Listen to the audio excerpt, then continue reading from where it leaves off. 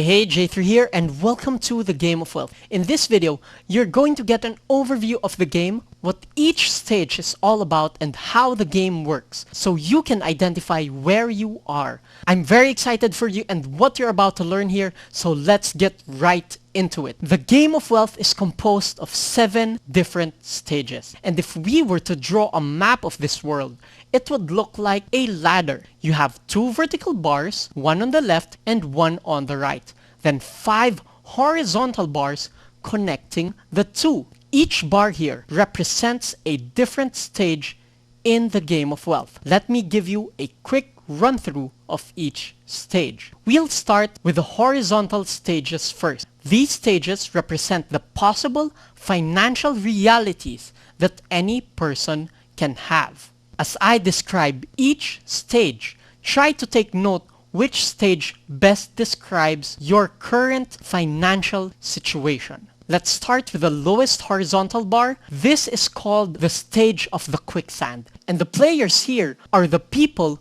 who are deeply buried in debt. They are people who are struggling just to meet the interest payments. Very few people are actually here, but when they reach this point, it's really a struggle to get out of it because of the compounding interest payments. The defining characteristic to know if you're in this stage is not whether you have debts, but rather if you're able to control your debts. Having debts is not bad as long as it's properly managed. But if you're already struggling with the payments, then you are in the stage of the quicksand.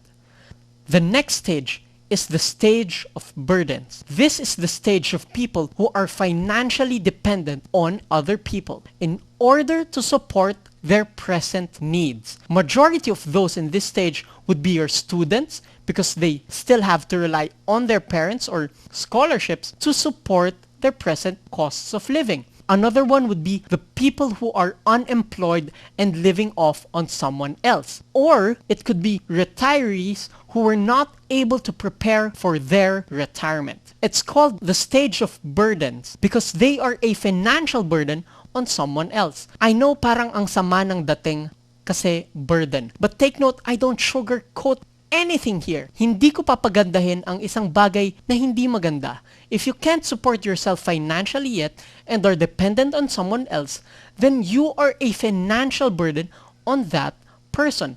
And therefore, you are playing in the stage of burdens. The next stage is the stage of independence. And this is for people who are able to support themselves with their present costs of living. So yung mga living on paycheck to paycheck, nandito kayo. Even if your income is low, but you make do with what you have and you don't need to depend on other people, then you're already financially independent. It doesn't matter whether your income is high or low, but as long as you make do and nagagawan mo ng paraan kung ano ang meron ka, you are in the stage of independence. It's pretty comfortable at this stage, and this is where majority of the people play. They are in the stage of independence. The next stage is the stage of security. These are people who are well prepared for all their future expenses. They have insurance and they're able to make consistent investments for their children's education, their dream house, dream vacation, and their retirement as well. It's a financially secure place to be in. Your past is clear, meaning you are in control of your debts. Your present is also taken care of. Plus, your future is looking good. Now, at this stage, it doesn't mean that you already have all the money for your retirement and your other huge future expenses. Rather, it's the stage of having a working plan on how you can meet those future obligations, those future expenses. This means you're already secured for the rest of your life as long as you keep doing what you are doing.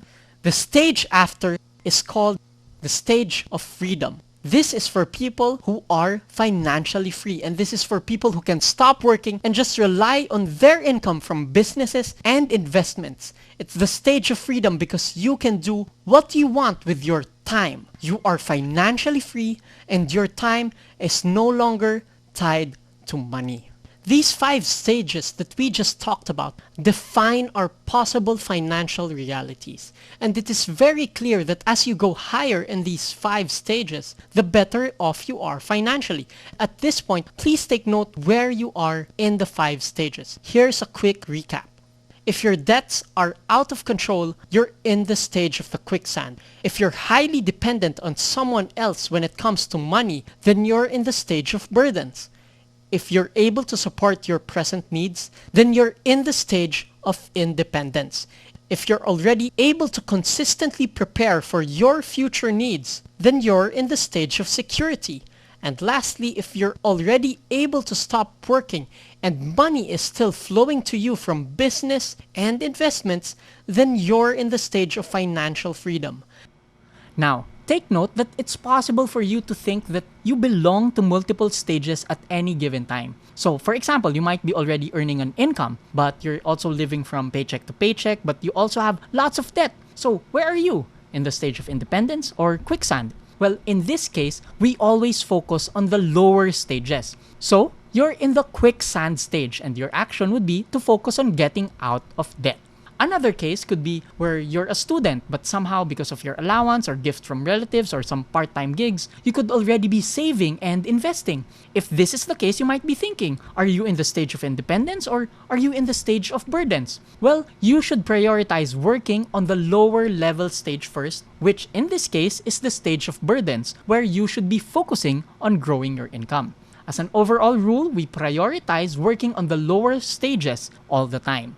Another thing to note when identifying which stage you're in is that, I didn't mention here a particular size of the house, what model car you drive, or where you go for vacation. This is because those are the things that can make the game fun, but they don't really determine where you are in the game of wealth. For instance, you could be living in a mansion with 10 cars and a yacht, but you could still be in the stage of the quicksand. If all of those things were paid on loans, meaning nag-down payment ka lang pero may monthly na hinuhulugan ka pa rin na sobrang laki at nagiging hirap ka nang bayaran yun, then you're in the stage of the quicksand. Or if those things were paid for by your parents or some other rich relatives, then you're still in the stage of burdens, since the luxurious lifestyle that you have is being supported by another person. These cases are very common with high-income earners like celebrities. They may earn a lot of money, but they spend even more money. So in the game of wealth, they are still in the lower stages. On the other hand, you could be a regular person with no house, you're only renting, you don't have a car, you commute to work,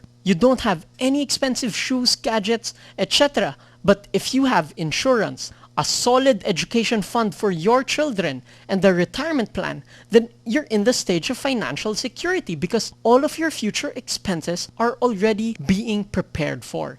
You don't need to worry about your financial future since you're well and able to prepare for it.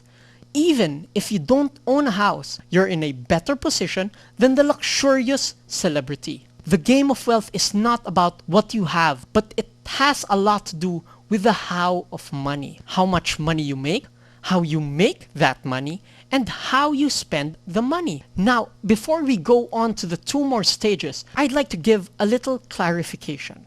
I am not biased towards a simple lifestyle. The truth is, we live in different stages in the game of wealth. So the level of things that each person can afford is also different. If you're already in the stage of financial freedom, then you can afford to be luxurious. You have the right to be. But if you're still in the stage of burdens and you're dependent on someone else, then you should be living on a very simple lifestyle since you are only dependent on other people. My personal belief when it comes to lifestyle choice is that you should live according to what you can afford, and that is dependent on what stage you're in. If you want to have more in life, then you have to work harder and smarter in order to move up in the game of wealth. So this training program is not just all about living below your means, but it also focuses largely on knowing your means and expanding it so you can afford to have more. With that said, let's talk about the 2 stages left. These next 2 stages, the vertical bars, are different because they are played on a subconscious level. Our subconscious is what actually makes us who we are on a day-to-day basis. These are our habits, our beliefs, our mindset, and our overall personality. So we can't see and touch this stage, but we think and feel it. We all play in these two subconscious levels at any given time, and our performance in them will always affect our financial realities. The left vertical bar represents the stage of awareness, and it is all about your beliefs about money, about yourself, and about life in general. Do you think you can become a millionaire, a billionaire? What is your opinion on rich people? Is money evil? Is money good? Are wealthy people dishonest? Are they greedy or are they generous? Is money important? Can money buy happiness? This is what the stage of awareness is all about. It's about how our mind has taken on certain beliefs about money that may or may not be true. At the stage of awareness, you will be made conscious of your thoughts when it comes to money and how it can prevent or help you win in the game of wealth. The other subconscious stage is the stage of abundance. This stage defines how willing we are to give of ourselves and help other people. We have a saying that the more you give, the more you receive. When it comes to money, this is undeniable. The more we give of ourselves, not just money, but our time, our talents, our skills, and our services, the more money we will also attract and receive. At the stage of abundance, you will learn that your ability to think of others is a huge factor in moving up in the game of wealth.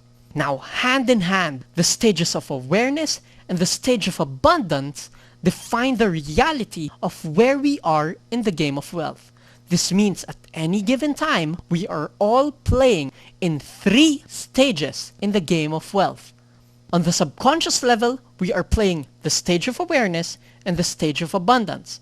And at the conscious level, we are playing one of the 5 horizontal stages. For you to understand this better, here is the story of Pedro, where you will learn more on how the stages of awareness and abundance define our current financial reality. Pedro believes that money is not that important. He just wants a simple life. He believes that money is bad for you in huge amounts, so he chooses to have the just right amount of money. Not too rich, but not too poor as well. Pedro doesn't want to be rich. He just wants to be not poor. But regardless of this belief, Pedro works hard in his job because he cares and he knows he needs to support his family.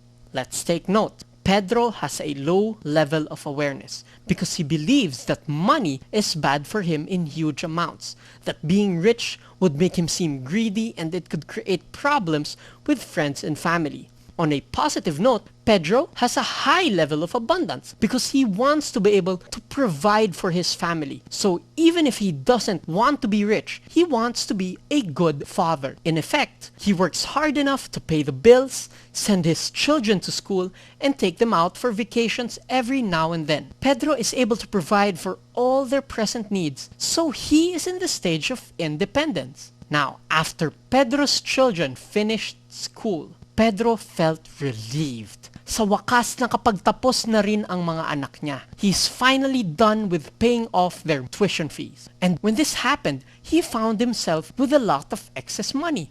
Money that used to go to allowances and tuition fees, he could now spend on himself. And so he did. He went on vacation, bought a new car, an entertainment system, and so on. And when his compares, his friends, noticed the lifestyle upgrade, they now jeered at him to treat them as well. Palibre naman, pa-cheeseburger ka naman. And Pedro, not wanting to seem kuripot or selfish, he kept on saying yes to his friends' requests. Now, let's take note. Pedro still had a low level of awareness since he still thought that money is bad in large amounts. The difference now is his level of abundance had dropped because he no longer had to provide for his children. Tapos na ang obligasyon niya. So, the effect is he was spending his money on unnecessary but fun things. Whenever he had excess money, he would spend it. Month after month, this was his way of living. Fortunately for him, he was still living in the stage of independence. But not for long. When Pedro turned 65, he was forced to retire. His income stopped and he received his retirement benefit. And this benefit he thought of as a lot of excess money. So his mindset and this habit kicked in. His habit was to spend any excess money he had. He had been building this habit for several years already. So what did Pedro do with his retirement money? He blew it away. First year, he went on vacation, weekly family blowouts, and more libre, more treats, and more spending. At the age of 67, Pedro had no money left. With no other source of income, he now depends on his children to support him financially. Good thing is, his children are now working, and Pedro justifies this by saying that when they were growing up, he paid and also supported them. So it is only right that they support him today. Let's take note again, right from the start. Pedro had a low level of awareness when it came to money. He believed that money was bad, so he kept on getting rid of it. But what changed is that Pedro had an even lower level of abundance. He no longer cared for his children, but rather expected them to take care of him. From a position of abundance, he became more entitled in his way of thinking. As an effect, Pedro goes back down into the stage of burdens. He cannot support himself and he is now dependent on his children. The sad ending is he will continue to be there until he dies, making him lose the game of wealth. With this, I want to highlight the importance of the two subconscious stages we are playing in. Ever since, Pedro had a low level of awareness and that never changed. Fortunately for him, he had a high level of abundance, which is why he was able to move up to the stage of independence. But when his level of abundance dropped, he also went back down into the stage of burdens. Now, this is just a story I made up, but you and I both know that Pedro is real. This is the story of the majority of Filipinos who get stuck and lose in the game of wealth. Fortunately, you're now one of the few Filipinos who know better. So now, you can work towards creating a better financial future for yourself and for your loved ones. This is how the game of wealth works, and these are the 7 stages we have to become better at. So before we jump into the core training videos of each stage, I'd like to give you some more notes on what to focus on. Remember that in order to win in any game, you must take note of 3 things. Number 1 is the goal you must focus on. Henry Ford, the man who made cars available for the middle class, said this: "Obstacles are those frightful things you see when you take your eyes off your goal." I just love this quote because it captures the reality of money. One of the biggest reasons why people get financially stuck is because they don't have financial goals or they don't focus on their goals. So they end up being overwhelmed by all their financial problems. So take note of the goal and focus on it. Number 2 is the skill you must develop. Again, I'll be giving you exercises and to-do lists throughout this seminar. There will be a huge temptation to just keep on watching and be a non-participating learner. But your life will not improve if you don't practice and develop these skills. Being good at money is just like learning how to ride a bike or playing the piano. It's just like any other skill. It's going to be hard at first, but only because it's new. As you practice it, as you develop the skills, it's going to get a lot easier and you're going to get better. And then number 3 are the rules you must understand. These rules provide the big picture principles of the game of wealth. And by understanding them completely, you'll have the confidence of knowing that you're doing the right thing. Knowing the rules of money eliminates fear and doubt. So by understanding the rules, you don't hold yourself back in trying out these new things. And that's the 7 stages in the game of wealth. If you're taking the fast and efficient path, jump right into the stage you're in. And if you're taking the slow and steady path, work your way through the stages of awareness all the way to abundance. And that's it. I'll see you in the next video.